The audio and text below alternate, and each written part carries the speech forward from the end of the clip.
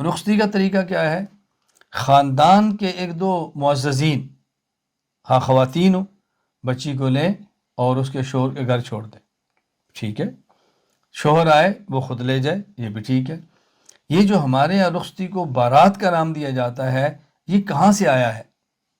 یہ بات یاد رکھنا، بارات کا لفظ کہاں سے آیا ہے؟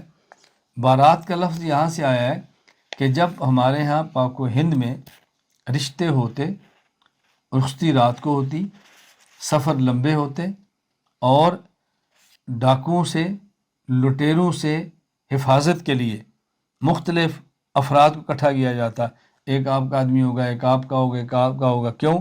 اب مثال کے طور پہ نکاح ہے 200 کلومیٹر دور، بچی کو لینے کے لیے جانا ہے، راستے میں ڈاکو خطرہ ہے، اور اسے کہتے ہیں بارات، رات کہتے ہیں نا رات کو، بارات، رات کے ساتھی، تو چند افراد چنے جاتے کہ رات کو سفر کرنا ہے اور بحفاظت بچی کو لانا ہے، نوجوان ہے، دلہن ہے، زیور ہے، اس کی حفاظت کے لیے۔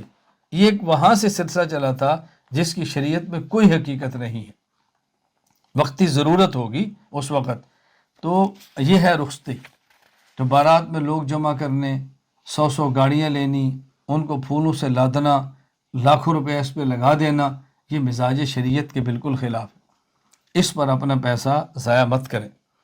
میں نے خود اپنی بیٹی کا نکاح کیا ہے، بیٹی کو رخصت خود کی ہے، بیٹی کو اس کے سسرال خود چھوڑ کر آیا ہوں، کوئی بارات نہیں ہے۔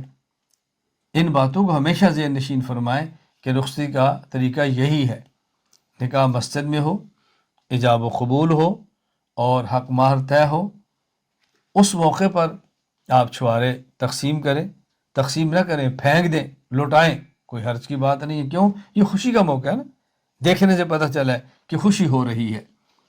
نکاح میں ان چیزوں کا خیال رکھنا انتہائی ضروری ہے۔